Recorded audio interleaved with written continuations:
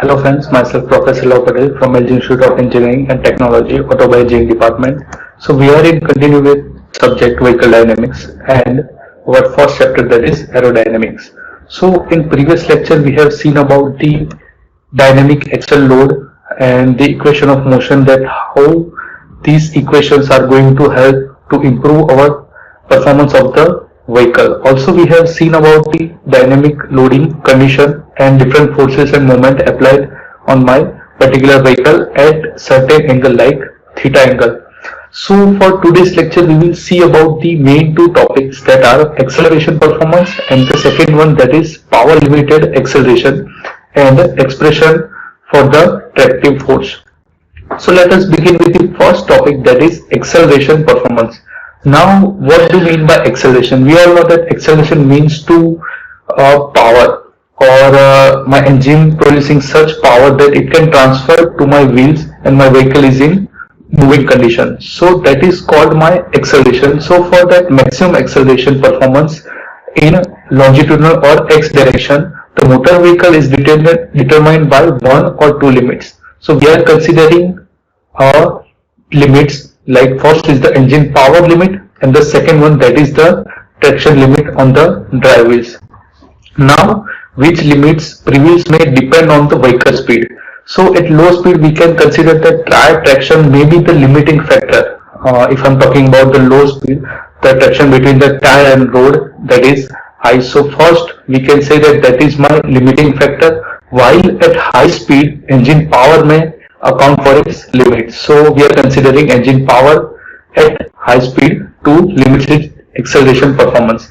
Now a simple graph is there for acceleration performance, in which you can see that the velocity, that is in mile per hour, also the time that is given in second, and car velocity. So here you can see that by gradually increasing the time, the velocity or in mile per hour, that is going to increase, and at certain point that is going to be a constant. So here you can see that by changing time the acceleration is going to increase, and at a certain time it will find a constant.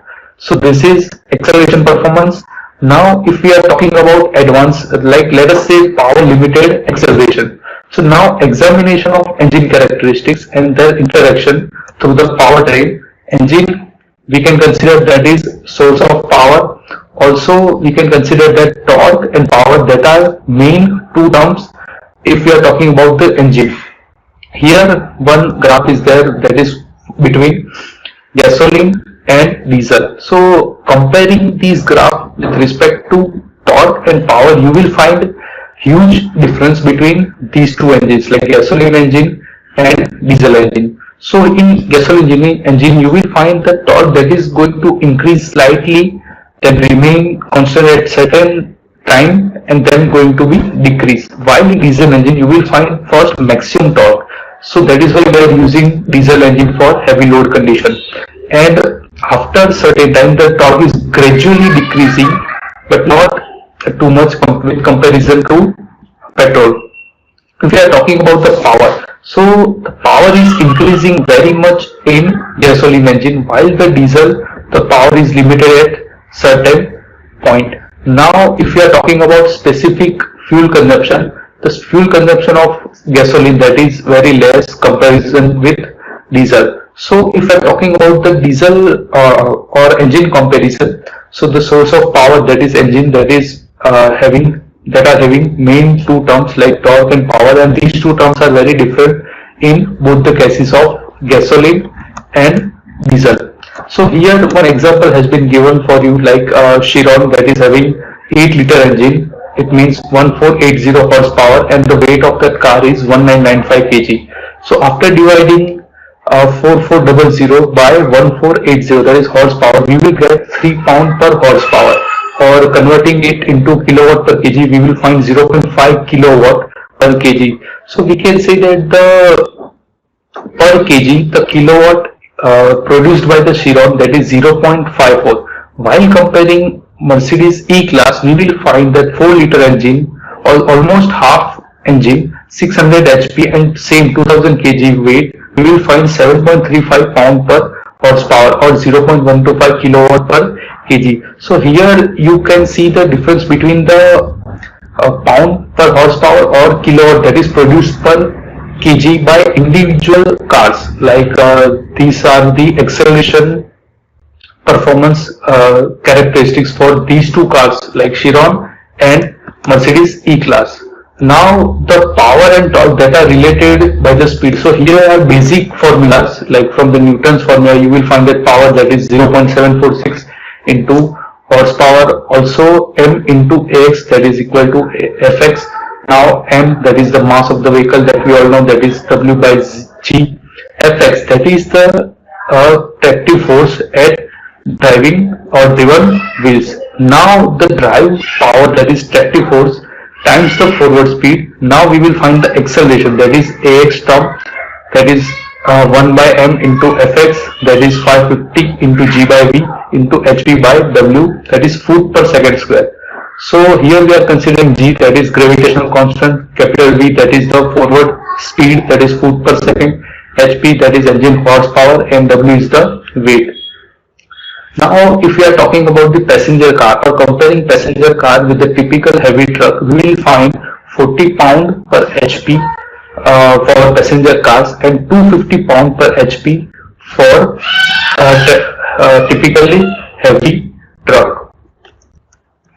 Now, if we are talking about the powertrain, so we can see that the exact estimation of acceleration performance that require some kind of modeling, the mechanical terms by which engine power is transmitted to the ground. So we are considering such mechanical model to consider acceleration performance. Now the torque that is delivered through clutch as input to the transmission can be determined by such equation like Tc, that is equal to Te into Ie into alpha E. Here you can see that the Tc, that is the torque at the clutch level, or we are saying that is in input of the transmission. Te, that is the engine torque, Ie, that is the rotational inertia of engine, and alpha E, that is the rotational acceleration.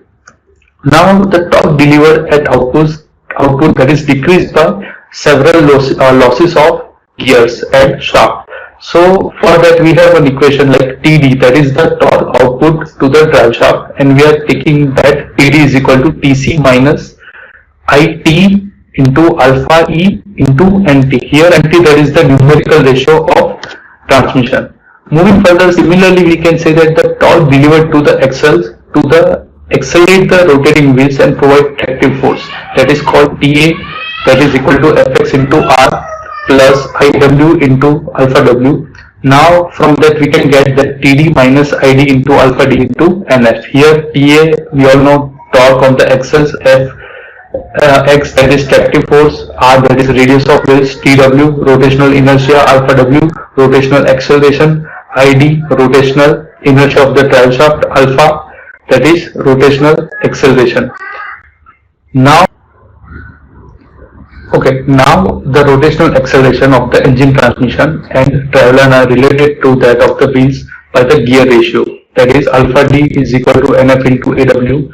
So for that we can say that the alpha E, that is Nt into alpha D, that is Nt into Nf into Aw. Now solving this equation for tractive force, we will get such equations of Fx, that is given here.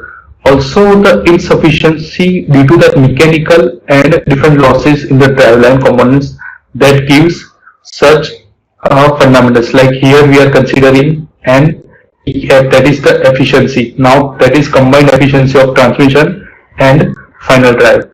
So now above equation, that is the expression for the tractive force that can be obtained from the engine. Now it has two components. First, that is the right hand side term, in which we can say that the engine torque that is multiplied by the overall gear ratio and efficiency of driving system, and then that is divided by the tire radius. Also this second term on the right hand side, that represents total loss of tractive force due to the inertia of the engine and drivetrain components. So that is all for today's lecture. Thank you.